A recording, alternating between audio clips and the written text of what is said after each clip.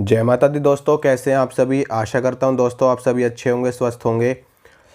मैं आज आपको बताऊंगा कि बंद आंखों से अगर आपको देवी देवताओं के दर्शन होते हैं या नेगेटिव शक्तियां आपको दिखाई देती हैं, जैसे कि भूत प्रेत पिशाच पिशाचिनी यक्षिणी योगिनी, या फिर देवी देवताओं का स्वरूप आपको दिखाई देता है किसी न किसी रूप में, आपकी कुल देवी के रूप में, आपके कुल देवता के रूप में, तो इसका क्या संकेत होता है, इसका क्या मतलब होता है। क्या ये कोई सिद्धि होती है, ठीक है, या ये कोई सिद्धि होती है, या ये हमारे मन का वहम होता है, या सिर्फ़ और सिर्फ, या फिर हमें हमें ये इसका मतलब ये हम माने कि हमारी दिव्य दृष्टि खुली हुई है, या फिर हमें ये शक्ति गॉड गिफ्ट में मिली हुई है, बचपन से ही शक्ति हमारे साथ में है।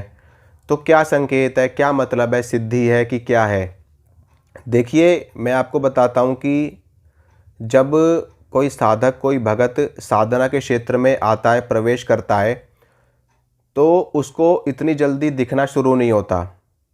अगर कोई ये सोचे कि हम सिर्फ़ 1 महीने साधना कर लें या 2-4 महीने साधना कर लें और हमको बंद आँखों से, खुली आँखों से देव दर्शन होने लगेगा, या भूत प्रेत हमको दिखाई देने लगेंगे, या जो व्यक्ति हमारे पास में आया है उसके साथ में क्या क्या दिक्कत है, या उसके पास में कौन सी शक्ति है, कौन सा प्रेत उसको परेशान कर रहा, हमको दिखने लगे। ऐसा नहीं होता है। ये चीज़, ये जो शक्ति होती है, ये आपको प्राप्त होती है धीरे धीरे। धीरे धीरे भी तब प्राप्त होती है जब आप साधना करते रहते हो। मैं आपको बताता हूँ कि एग्जैक्टली होता क्या है कि जब हम किसी मंत्र का जप करते हैं ना, तो उस मंत्र की रगड़ हमारे यहाँ पे होती है। ये जो चीज़ आप देख रहे हो, यहाँ पे आज्ञा चक्र है, यहीं पर हमारी थर्ड आई है, तीसरा नेत्र है। तो आपने खुद भी ये चीज़ महसूस करी होगी कि जब आप आंख बंद करके मानसिक रूप से जप करते हो, तो यहाँ पर आपके रगड़ सी होती है, जैसे कि कोई चीज़ यहाँ पे चल रही हो, कुछ दबाव सा महसूस होता है, कोई कुछ खिंचाव सा महसूस होता है कि नहीं होता है। तो ये चीज़ जब खिंचते खिंचते, रगड़ लगते लगते, ये चीज़ जो हमारे यहाँ पर हमारा जो थर्ड आई है, इसके ऊपर जो परत जमी हुई होती है, वो परत रगड़ से हट जाती है, मंत्र की रगड़ से, मंत्र के जप से। इसीलिए कहा जाता है कि जो हमारा मानसिक जप होता है वो सबसे श्रेष्ठ जप होता है। अगर आप किसी मंत्र का मन ही मन में जप करते हो, तो उस मंत्र से बहुत जल्दी आपकी दृष्टि खुलती है। उपांशु जप से उससे कम टाइम, उससे ज़्यादा टाइम में खुलती है, और जो लोग वाचिक जप करते हैं उससे और भी ज़्यादा टाइम में खुलती है। तो इसीलिए मानसिक जप श्रेष्ठ बताया जाता है। अब आप किसी भी मंत्र का जप करिए, चाहे शाबर का करिए, चाहे वैदिक करिए, चाहे तांत्रिक करिए, चाहे आप पुल्लिंग मंत्र का जप करिए, नपुंसक लिंग मंत्र का जप करिए, स्त्रीलिंग जप मंत्र का जप करिए, किसी भी मंत्र का आप जप करिए, होता यही है, एग्जैक्टली यही होता है। और जब आप किसी चालीसा का पाठ करते हो या जोत के ऊपर बैठते हो, आप वहाँ पर बैठ करके आप अपने इष्ट का ध्यान करते हो, यहाँ तक कि जब आप ध्यान साधना करते हो, जैसे कि कुछ लोग त्राटक करते हैं, कोई बिंदु बना लेते हैं, उसके ऊपर त्राटक करते हैं, तो त्राटक के ऊपर भी जब वो करते हैं तो आपने देखा होगा कि यहीं पर प्रेशर आता है सारा, यहीं पे दबाव होता है, यहीं पे दर्द होता है। आंखों से आंसू आते हैं लेकिन दबाव कहाँ होता है, यहाँ पे होता है। तो ये ही है मेन पॉइंट, यही है वो चीज़ जहाँ से हमको वो शक्ति प्राप्त होती है कि जिससे हम देवी देवताओं को देख सकते हैं, भूत प्रेतों को देख सकते हैं, नेगेटिव शक्तियों को देख सकते हैं।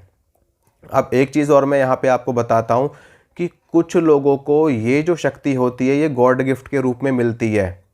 यानी कि बचपन से ही उनको नेगेटिव शक्तियाँ दिखती हैं, बचपन से ही उनको भूत प्रेत दिखाई देते हैं, बचपन से ही उनको देवी देवता दिखाई देते हैं। ऐसे बहुत से लोग हैं, बहुत सारे लोग हैं जिनके साथ में ऐसा होता है। उन्होंने कोई साधना नहीं की होती है, कोई पूजा पाठ नहीं की होती, लेकिन फिर भी उनको दिखाई देता है। वो आपको देख के ही बता देंगे कि आपके साथ में ये देवी चल रही है, आपके साथ में ये देवता है, आपके साथ में ये भूत है, ये प्रेत है, ये शक्ति आपको परेशान कर रही है, दुखी कर रही है। तो ये चीज़ होती है साथ में। और साधक इसको जप करके, तप करके, व्रत रख के, अनुष्ठान करके, मंत्र का जप करके इसको खोलते हैं, तब जा कर के उनको दिखना शुरू होता है। लेकिन इसमें समय लगता है, इतनी जल्दी कुछ भी नहीं होता।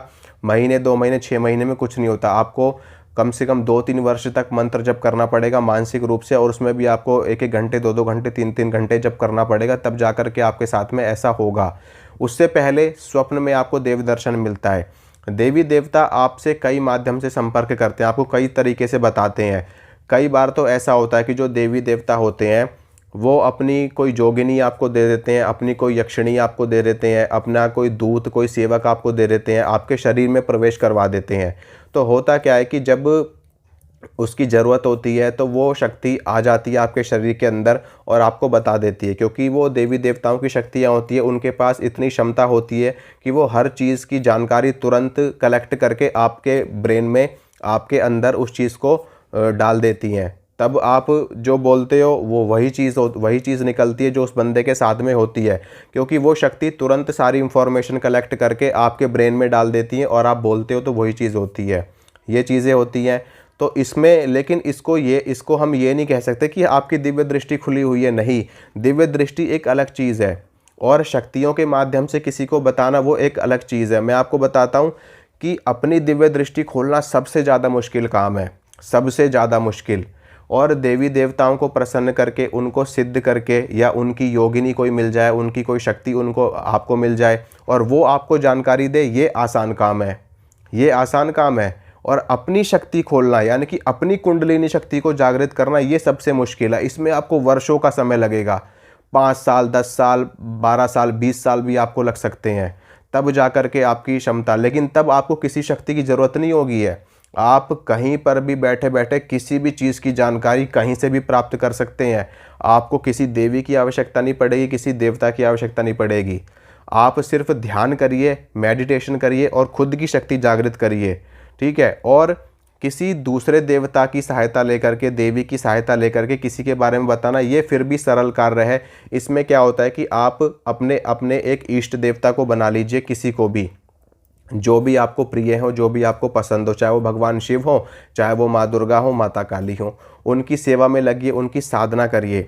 जब आप उनकी साधना करने लगोगे, उनकी सिद्धि आपको जैसे ही प्राप्त होगी तो आपको उनकी कोई शक्ति प्राप्त हो जाएगी। सवारी के रूप में हो सकती है, बिना सवारी के हो सकती है।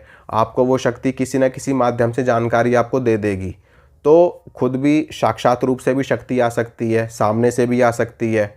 तो फिर वो शक्ति आपको जानकारी देगी, तो उसमें आपकी दिव्य दृष्टि की ज़रूरत नहीं है। वो शक्ति, उस शक्ति के पास जो शक्तियाँ हैं, उनके पास जो दिव्य दृष्टि है, वो अपनी क्षमता से आपको बताएंगी सारी जानकारी कि इसके साथ में ये समस्या है, इसके साथ में ये शक्ति है, इसकी ये कुल देवी है, इसका ये नाम है, इसका ये कार्य है, ऐसे करना है, वैसे करना है। तो ये चीज़ होती है। लेकिन कई लोगों को ये चीज़ गॉड गिफ्ट में मिलती है, वो उसमें वो भगत भी हो सकते हैं भाई, पूर्व जन्मों में उन्होंने साधना करी हो, सिद्धि प्राप्त करी हो, अपनी दिव्य दृष्टि खोली हो, या पूर्व जन्म में उन्होंने इसी चीज़ पे काम किया हो, ठीक है। साधक रहे हो, ब्रह्मचारी रहे हो, सन्यासी रहे हो, साधु संत रहे हो। इस जन्म में उनको वो चीज़ बचपन से ही मिली है, जन कल्याण करने के लिए, भला करने के लिए लोगों की। तो ये चीज़ होती है, इस चीज़ को आप समझ सकते हैं, यही संकेत होते हैं और इसीलिए आपको ये सब चीज़ें दिखाई देती हैं। तो आशा करता हूँ दोस्तों, जो जानकारी मैंने आपको दी आपको अच्छी लगी होगी, पसंद आई होगी। इसी तरह की जानकारी मैं आपको देता रहूँगा। मिलूँगा आप सभी से अगली वीडियो में। अगर वीडियो अच्छी लगती है तो लाइक कर देना, चैनल को सब्सक्राइब कर देना। जय माता रानी की।